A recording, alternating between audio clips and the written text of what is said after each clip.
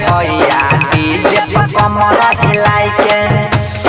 अपना पसंद के गाना बजावे मोबाइल में पिन लगाई के बारह छै जब लेजर लाइट झकमक झकमक करे इन्हें बरतिया उन्हें सरतिया दोनों आपस में लड़े डीजे के तार फोड़ देलका कपार कान फोड़ देलका दारू के नशा तोड़ देलका कपार कान फोड़ देलका। Presented by Albina Recording Studio, Simla. DJ Vikas Matiyala Sitamarhi singing में छौरी मौगी के बीच में नाचे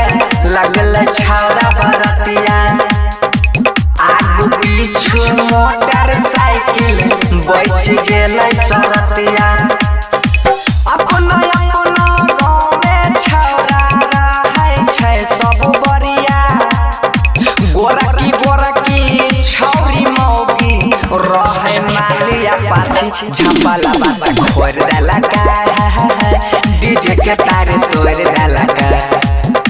दारू के नशा तोड़ देलका कपार कान फोड़ देलका। Presented by Albina Recording Studio, Simla. DJ Vikas Matiyala Sitamarhi singing में धाका मुकी रगड़ी भेल रेला मरेला लड़का साथ में रहै लोकना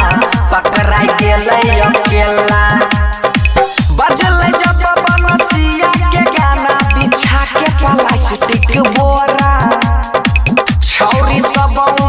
ताई रहै मन लै नहीं छौरा डीजे के तार तोड़ देलका कपार कान फोड़ देलका बराती पार्टी बहिच गेला सराती पार्टी भाग गेला छौरी दबर गई बाहे बाह रह गई। JK Yadav Film